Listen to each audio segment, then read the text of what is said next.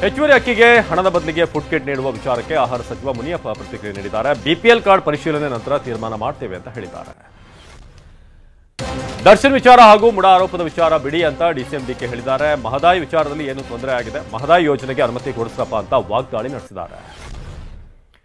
ಸರ್ಕಾರ ದರ್ಶನ್ ಫೋಟೋ ಬಿಡುಗಡೆ ಮಾಡೋದಿಲ್ಲ ಅಂತ ಸಚಿವ ಕೆ ಎಚ್ ಮುನಿಯಪ್ಪ ಹೇಳಿದ್ದಾರೆ. ಈ ವಿಚಾರದಲ್ಲಿ ಸರ್ಕಾರ ಸಿಎಂ ಸಿದ್ದರಾಮಯ್ಯ ಪಾತ್ರ ಇಲ್ಲ ಅಂತ ಜೋಶಿ ವಿರುದ್ಧ ಕೆಂಡ ಕಾರಿದ್ದಾರೆ. ಹಗರಣ ಚರ್ಚೆ ಆಗಬಾರದೆಂದು ದರ್ಶನ್ ಫೋಟೋ ಬಿಡುಗಡೆ ಎಂಬ ಜೋಶಿ ಆರೋಪಕ್ಕೆ ಪ್ರಿಯಾಂಕ್ ಖರ್ಗೆ ತಿರುಗೇಟು ಕೊಟ್ಟಿದ್ದಾರೆ. ವಿಷಯ ಡೈವರ್ಟ್ ಮಾಡೋದಿದ್ರೆ ಅವರ ನಾಯಕರ ಸಿಡಿ ಇತ್ತಲ್ಲ ಅಂತ ಬಾಂಬ್ ಸಿಡಿಸಿದ್ದಾರೆ. ಎತ್ತಿನಹೊಳೆ ಯೋಜನೆಯನ್ನ ಗಂಭೀರವಾಗಿ ತೆಗೆದುಕೊಂಡಿದ್ವು ಅಂತ ಡಿಸಿಎಂ ಡಿಕೆ ಹೇಳಿದ್ದಾರೆ. ಕೇಂದ್ರದಿಂದ 5,300 ಕೋಟಿ ಹಣ ಬರಬೇಕಿತ್ತು, ಇನ್ನೂ ಬರಲಿಲ್ಲ. ಈ ಸಂಬಂಧ ಮುಂದಿನ ನಿರ್ಧಾರ ಅಂತ ಹೇಳಿದ್ದಾರೆ. ದರ್ಶನ್ ಫೋಟೋ ರಿಲೀಸ್ ಮಾಡಿ ಮುಡಾ ವಿಚಾರ ಡೈವರ್ಟ್ ಅನ್ನೋದು ಮೂರ್ಖತನದ ಪರಮಾವಧಿ ಅಂತ ಎಂಬಿ ಪಾಟೀಲ್ ಹೇಳಿದ್ದಾರೆ. ಈ ರೀತಿ ತಪ್ಪುದಾರಿಗೆ ಎಳೆಯೋದು ಸರಿಯಲ್ಲ ಅಂತ ಜೋಶಿ ವಿರುದ್ಧ ವಾಗ್ದಾಳಿ ನಡೆಸಿದ್ದಾರೆ. ಚಾಮರಾಜನಗರದಲ್ಲಿ ಬಿಜೆಪಿಗೆ ಮತ್ತೊಂದು ಶಾಕ್ ಎದುರಾಗಿದೆ. ನಗರಸಭೆ ಅಧ್ಯಕ್ಷ ಚುನಾವಣೆಯಲ್ಲಿ ಬಿಜೆಪಿಗೆ ಬೆಂಬಲ ನೀಡುವುದಾಗಿ ಘೋಷಣೆ ಮಾಡಿದಂತ ಬಿಎಸ್ಪಿಯ ವಿ ಪ್ರಕಾಶ್ ಮೆಂಬರ್ಶಿಪ್ ರದ್ದುಗೊಳಿಸಿ ಚಾಮರಾಜನಗರ ಡಿಸಿ ಶಿಲ್ಪಾನಾಗ್ ಆದೇಶ ಮಾಡಿದ್ದಾರೆ.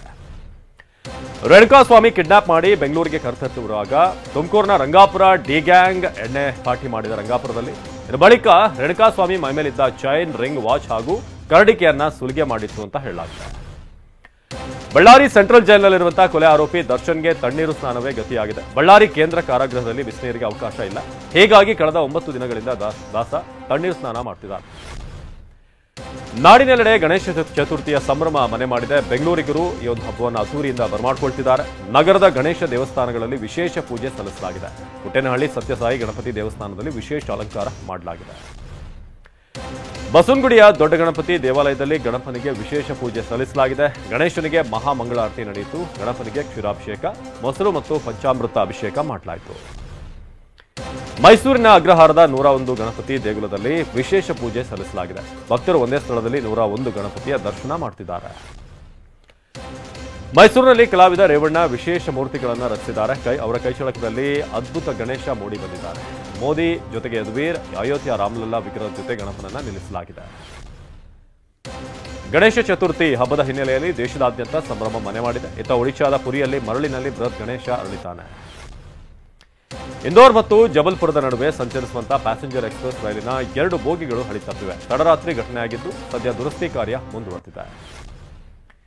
ಛತ್ತೀಸ್ಗಢದ ಕೆಲವೆಡೆ ಭಾರೀ ಮಳೆಯಾಗಿದ್ದು ಜನಜೀವನ ಅಸ್ತವ್ಯಸ್ತವಾಗಿದೆ. ಛತ್ತೀಸ್ಗಢದ ಸುಕ್ಮಾ ನಗರಂನಲ್ಲಿ ಭಾರೀ ಮಳೆಗೆ ಜನವಸತಿ ಪ್ರದೇಶ ಜಲಾವೃತವಾಗಿದೆ. ಪ್ಯಾರಿಸ್ನಲ್ಲಿ ನಡೆದ ಪ್ಯಾರಾಲಿಂಪಿಕ್ಸ್ನಲ್ಲಿ ಪದಕ ಗೆದ್ದು ದೇಶಕ್ಕೆ ಮರಳಿರುವಂತಹ ಆಟಗಾರರಿಗೆ ಇಂದು ದೆಹಲಿಯಲ್ಲಿ ಅದ್ದೂರಿ ಸ್ವಾಗತ ಕೋರಲಾಗಿದೆ. ಪ್ಯಾರಾಲಿಂಪಿಕ್ಸ್ನಲ್ಲಿ ಭಾರತ ಒಟ್ಟು 6 ಚಿನ್ನ, 9 ಬೆಳ್ಳಿ ಹಾಗೂ 12 ಕಂಚು ಸೇರಿ ಒಟ್ಟು 27 ಪದಕಗಳನ್ನು ಗೆದ್ದಿದೆ.